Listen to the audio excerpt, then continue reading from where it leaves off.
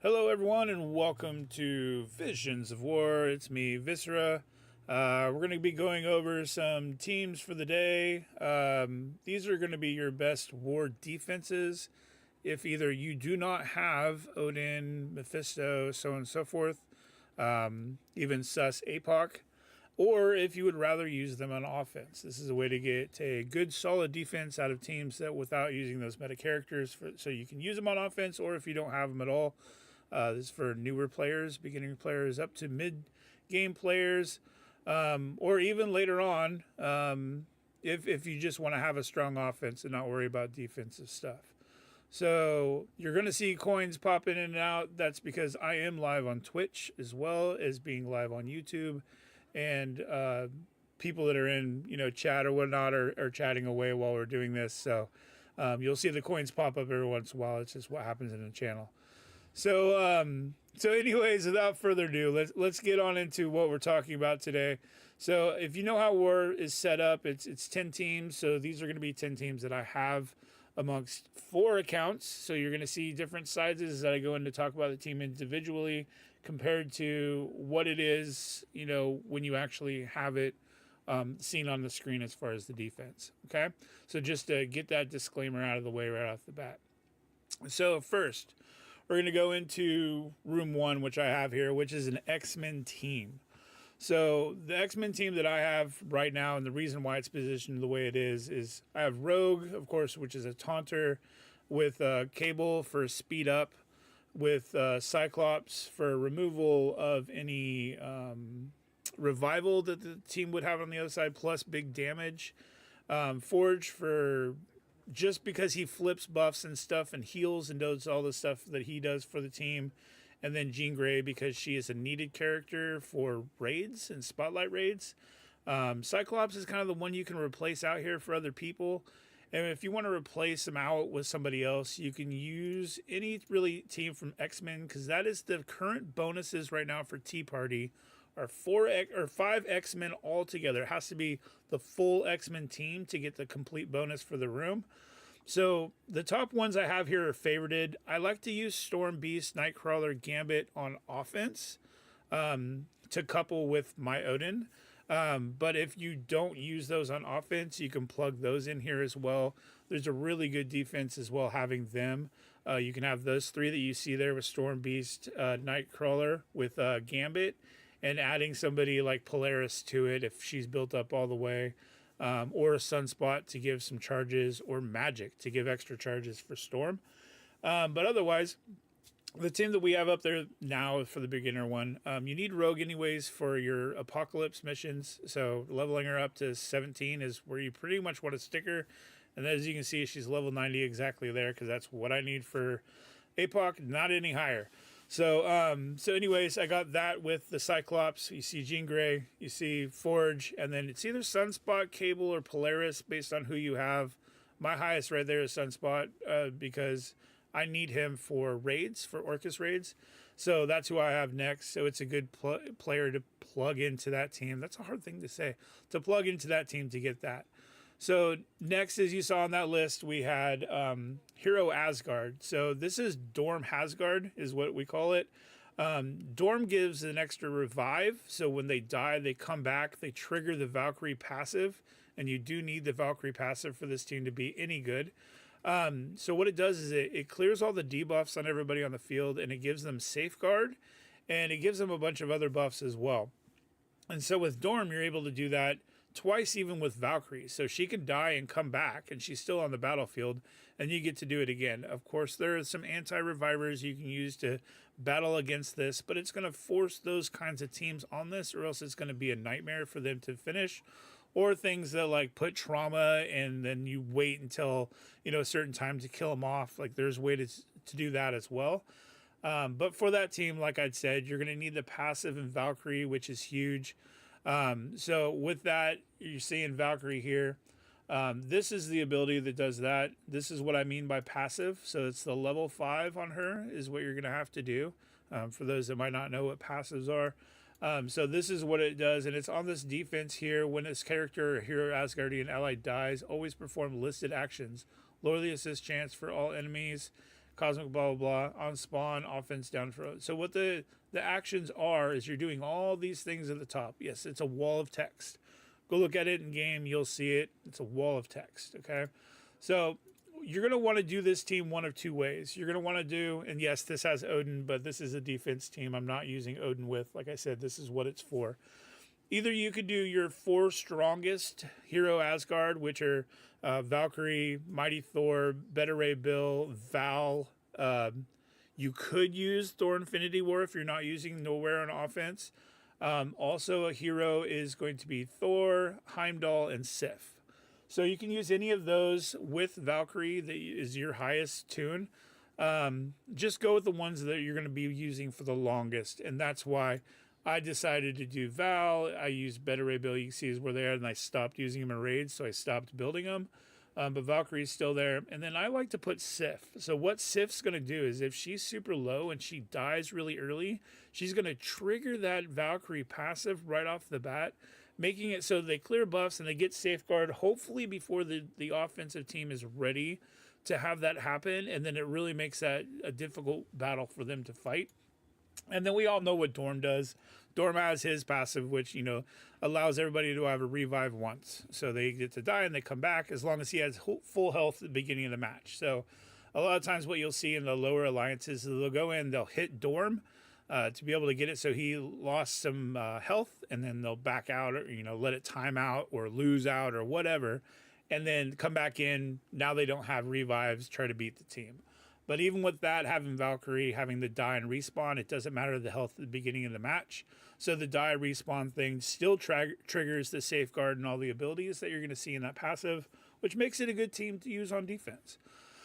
All right, so on to the next team. So the next team we see in this list is New Avengers. New Avengers is needed for some legendary / epic, whatever they're calling them these days, unlocks. They're a great team to have. We've done some testing. Just today we did some testing as well. This is kind of the layout you want to have. If you have Odin, it's a good team to put Odin in. If you don't, it's a good team to put there as well. It only has a few different counters, one of which is Doc 6 team to be able to counter it out of time with Agent Venom instead of Black Knight, or out of time with Black Knight, or Nowhere with just a straight up. Gamma can, take it out. I mean, there's a lot of counters for it, yes. But if they don't use appropriate counters for it, it's a very easy team to get overwhelmed with and will get you some wins. If you want to know more about that team, we can do that real quick. They are, like I said, they're a very good team to use not only in war defense, but also on offense. So if you're low on offensive teams, maybe use them there instead because they are really fast and they do a lot of really cool things. But if not, putting them on defense is something that, they're going to have specific counters to get them with. The big ones you want to have as far as passives are on Mockingbird. So on Mockingbird's, she's going to give the taunt to the summoned shield assault that she brings in. Another good one to have with her is her ult, which is going to rewind the other team. Those are really good passives to have for the team. Anything with Thing, giving him more ability, is just going to have him do more damage. And then I like to have the Tigra ult as well because it's clearing immunities and applying trauma, which is huge to have for this team. So those are some of the T4s you really want to concentrate on with this one. But it's a good team overall. It's a fun team to have on defense or use on offense. Your decision, but I'd rather on defense right now because of the skill buffs that we have with the T party. So skill, a lot of these characters are skill. I believe it's Coulson's tech. Ronan is skill. Mockingbird is skill. Thing is not. Thing is bio. Brawler. And then Tigra is bio. So you got these two, Mockingbird and Ronan, which do have the assist abilities. And they're both being skills, so they're both going to have higher abilities. Ronan's ult does crazy amount of damage. It does like 4 extra attacks, and it just whap, whap, whap, whap with the sword, which is really cool to watch, kind of like Silver Samurai. So it's a good ability to have maxed out maybe too if you want to do a lot of damage.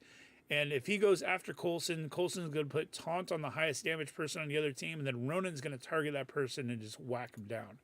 So it's kind of cool to see, kind of fun to watch if you're watching a replay when somebody, on your team lost to it or something like that.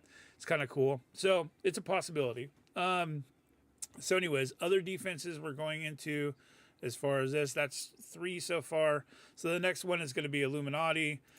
We all know who Illuminati is. It's, Captain Whalebait and so on and so forth. Made it one of those first characters that you had to actually pay to unlock, which is reason why a lot of people don't like the team.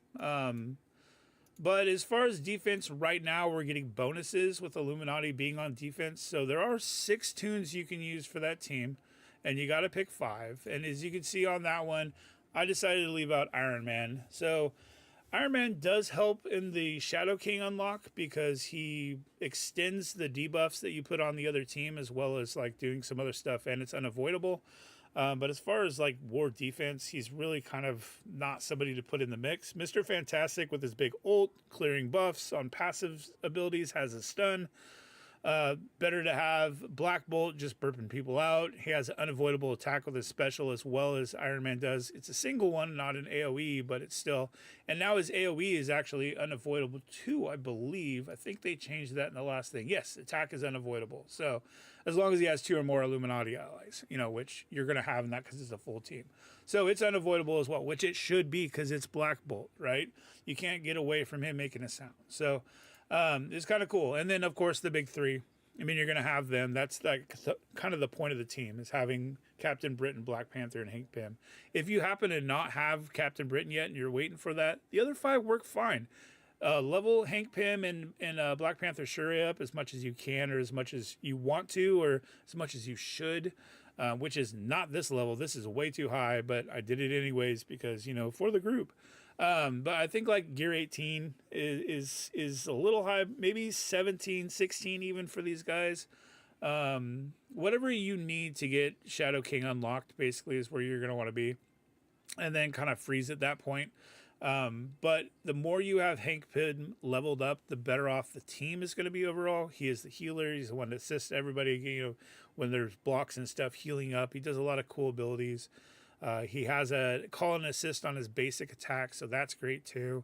So if you're going to use something with this team, I would say build these 5, not Iron Man, for something like that. So that's where I would go with that. Okay, on to the next defenses. So Infestation. It's only a defense team. We see so many teams that we play against, for some reason, even in Earth, which is a top 100 war a team, we see people using Infestation on offense. And it makes absolutely no sense unless you're just throwing at a team like at a Mephisto to get 2 burns or something like that, maybe. But the team really is a cheap team to build. And I'm going to show you why right now. It's a very, very cheap team to build, okay? You can max them out, yes. But all you really need to do is to get these characters to like level 68, okay? So level 68, it unlocks the passives. And if you just put the passives on everybody, the team is actually decent. And then if you get big time Spider-Man leveled up and get his passive and his ult, the team is fully functional at that point in time. So 68 for the team, 68 and above for BTS, and then the passive and the ult on BTS, and then you could just do the passives on the rest of the team if you want. You don't even have to do the passive for Yellow Jacket. It's not a necessity. It just does a little drain and stuff when it's not really something that's huge, but the rest of them are pretty good to have, right? This is my lower account, and I have them all because it's a good team to build up with low investment in the team. If you don't use the proper counter, you're going to get beat. It's just one of those teams that you have to have a certain way to do it, or you beat. You can't just go in with any team and expect to win. You can go in with a 300 million Gamma into a 1.5 BTS and get beat. I mean, it's just one of those kinds of teams. So it's one you have to build right. And like I said, if you get his passive and ult, and you get the rest of their passives and just ignore the passive on Yellow Jacket, go for his ult instead, because his ult is hella cool, then you're going to be just fine with the team. And you can put them like Striker, Skirms, like I have them here, or you can put them all at Striker if you want, or you could put like let's say Ant-Man is a raider and the rest of the team striker, you could do stuff like that. It's kind of a fun team like that because they do have assist mechanics that are going to look for vulnerables, but they're going to get the assist anyways. It's just, are they going to get the triple tap? That's kind of what you're looking for. So yeah, you can have fun with the ISO that way too. It's not like one that's really like a stuck in this is how you have to do it like some teams. It's a really easy team to invest in, really cheap. And it gets you some wins if they don't do it the right way. If they like, oh, it's just a small little 700K team, I can get it with this, 2 million team, and they get beat. It's a lot of fun to watch and to see. So anyway, so yeah, that's Infestation. Super fun team to build into. All right, next on the list. Oh, here we go. So we got Spy Sock. So we like to have fun a little bit with Spy Sock, and we add Chavez to the team. Chavez just does a lot of really cool things. She's a plug and play character for defense only. She is not plug and play for offense. It is a defense only character to plug and play. And she does some fun things. So we like to throw her in teams like Spy Sock that are good, but if they just had a little bit of something, they do something. And you can really use anybody for the fifth. We've seen Weaver, we've seen APOC, we've seen Odin, we've seen all kinds of different things as the fifth. Noir, Void Knight, blah, blah, blah, blah, blah. There's tons of different ones, and they just all do a little bit of something different and make it kind of fun. And the reason why she is so important to have as that fifth character is her passive. So you can have her moderately built, and again, level 68, right, to unlock her passive ability. And so what that passive ability does is it gives this little on-ward defense thing you can see here. On spawn, fill speed bar by 25% for adjacent allies. That means who is beside her on either side. So when you do the layout for the team, you don't want to put her at an end. You want to put her in between the two people you want to speed up. So Penny is a great at first turn flipping buffs, putting a stun on somebody. So why not give her some speed? Pav would be another one if you want to do damage right off the bat. Nightcrawler's what I have in there plugged right now because I want him to go off right off the bat, right?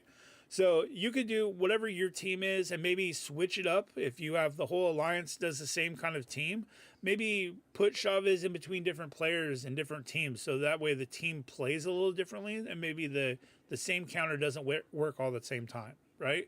So that makes that kind of fun, all right? So next we have the pain in the butt team of the current war season, and that is Astral. Okay, Astral sounds like the word that they are that I can't say on YouTube, right? Because I don't want to get in trouble. But they are an Astral. You know what I mean? And it's because they have this dude that we call Fat Boy Slim. You can see him there on the left-hand side of the team. He does some crazy things for the team. Okay, and all you really need to do is have him unlocked.